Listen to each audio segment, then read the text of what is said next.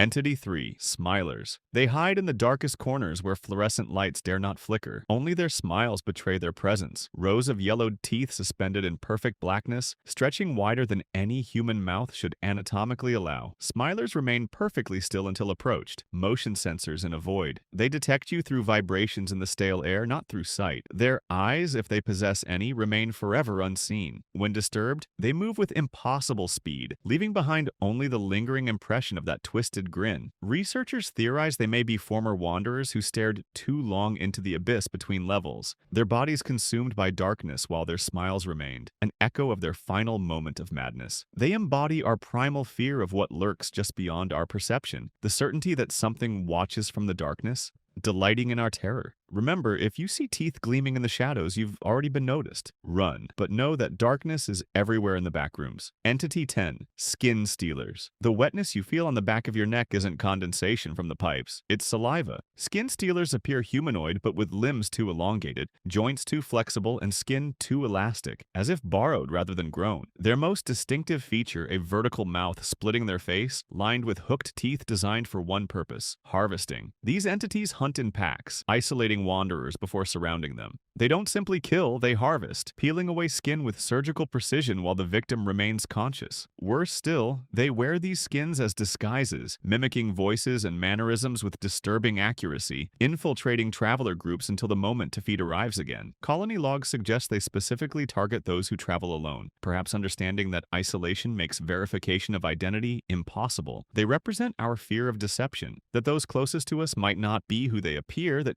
safety in numbers is merely an illusion. When your friend's skin seems to shift slightly as they speak, when their movements seem rehearsed rather than natural, it's already among you. Entity 8. Hounds. You'll hear them before you see them, the rhythmic padding of footsteps always matching your pace, always maintaining the same distance, always hunting. Hounds resemble emaciated canines stretched to impossible proportions, with elongated limbs and torsos that can collapse like accordion pleats to fit through impossibly narrow spaces. Their skin is hairless, sickly pale, and perpetually damp. Most unsettling are their eyes, human-like with recognition and intelligence that no animal should possess. They hunt through scent, specifically tracking the pheromones released by fear. The more terrified you become, the more irresistible your trail grows. Unlike other entities, hounds demonstrate strategic thinking, herding wanderers toward dead ends or cutting off escape routes with uncanny coordination. Some researchers speculate they were once normal dogs that wandered too deep, transformed by the same spatial distortions that trap humans. They tap into our fear of being pursued, that primal instinct that something is always gaining ground, no matter how fast we run. The moment you can no longer hear them following is when you should truly panic. Silence means they're close enough to pounce. Entity 2. Deathmoths. The buzzing isn't just the fluorescent lights. Look closer at the shadows they cast. They're moving independently, growing larger by the second. Deathmoths appear as massive lepidopteran creatures with wingspans exceeding 6 feet and bodies covered in dust-like particles that reflect light in hypnotic patterns. Their wings bear markings resembling distorted human faces, mouths frozen in silent screams. Unlike most entities, deathmoths do not hunt through physical means. They emit psychic wavelengths that induce extreme hallucinations, causing wanderers to see exits where none exist. Victims typically walk willingly into walls which, in their altered state, appear as doorways to safety, fracturing their skulls or becoming embedded in the very architecture of the backrooms. Footage recovered from expired explorers suggests they multiply by harvesting the brain tissue of those who die in their presence. They represent our desperate hope for escape, how willingly we embrace delusion when reality becomes unbearable. When the walls begin to ripple and you see a door that wasn't there before, ask yourself, is it salvation, or are those wings beating at the edges of your mind? Entity 5. Clumps. That shifting mass in the corner isn't a pile of wet carpet. It's observing you, calculating whether you're worth the effort of digestion. Clumps present as amorphous collections of organic matter, a pulsating convergence of flesh, fabric, and office supplies molded into a semi-sentient amalgamation. Colors shift between sickly yellows and muted browns, perfectly camouflaged against the aging infrastructure of the backrooms. They hunt through ambush, remaining motionless until potential prey approaches. Once triggered, they engulf victims with surprising speed, absorbing them into their mass while keeping the nervous system intact. Absorption takes days. Consciousness persists throughout. Partial faces occasionally form on their surfaces, previous victims still aware, still screaming without sound. Analysis of recovered samples suggests they contain cellular cellular material from hundreds of different organisms, including humans who vanished without trace. They embody our fear of losing individuality, of being consumed and incorporated into something greater yet infinitely more horrific. If you see what appears to be trash beginning to coalesce, maintain distance. Every item absorbed makes them faster, more intelligent, more hungry. The Partygoers. The balloon drifting through the hallway isn't a hallucination. It's an invitation you cannot decline. Partygoers manifest as humanoid figures with unnaturally wide smiles that stretch beyond the confines of their face, permanently fixed in expressions of exaggerated joy. Their skin bears the waxy shine of old birthday candles, and their movements suggest joints that bend in directions human anatomy doesn't allow. They operate with disturbing social intelligence, setting elaborate traps disguised as celebrations, balloons, confetti, and cake, leading unwary wanderers toward parties from which none return. Those who accept their hospitality are converted through unknown means, joining their eternal celebration as new hosts. They represent the horror of forced conformity, the terrifying notion that happiness can be mandatory, personality replaceable. If you see colored streamers hanging from the ceiling or smell birthday cake in the stale air, remember, the party never ends, and every guest becomes part of the entertainment. The windows. Entity 6. The view through that window wasn't there yesterday. The landscape beyond is familiar yet wrong, like a memory corrupted in storage. Windows manifest as rectangular portals embedded in walls where none should exist, framed in materials that don't match their surroundings. Through them, wanderers observe landscapes from their past lives, childhood homes, significant locations, places of profound meaning, all subtly altered in ways that become more disturbing the longer one observes. They don't hunt actively, but exert a hypnotic attraction. Witnesses report an overwhelming compulsion to climb through, to return to the world they once knew. Those who succumb are never seen again, though sometimes new windows appear shortly after, showing the same scenes but now including the missing wanderer, forever trapped in that distorted reality. Research suggests they feed on nostalgia and regret. They embody our longing for the familiar, how easily we might trade an uncertain present for a comforting past. Even when we know something is fundamentally wrong, when you see your own home through a window, ask yourself, is it really yours anymore? Or just something wearing your memories like a skin? The Facelings. Entity 18. They walk among the wanderers, almost perfect in their mimicry of human movement. Almost. Facelings appear as humanoid figures with complete anatomical accuracy, save for one crucial detail. Where a face should be, there is only smooth, featureless skin. No eyes, no mouth, no means of perception, yet they navigate with unnerving precision. Some variants possess rudimentary facial features, a single eye or lips without a mouth, somehow more disturbing than having none at all. They exhibit complex social behaviors, forming communities that mirror human settlements. Most are docile, even helpful, guiding lost wanderers towards safer areas. But when agitated or during certain cycles, they become violent, attempting to correct humans by removing their facial features through methods unknown. Evidence suggests they were once human, their identities erased through prolonged exposure to the Backroom's reality-bending properties. They represent our fear of losing identity, that the self is not immutable but can be eroded until nothing recognizable remains. When you see a figure that moves like a person but cannot speak, cannot see, cannot be, remember that this might be your future. Faceless, nameless, eternal.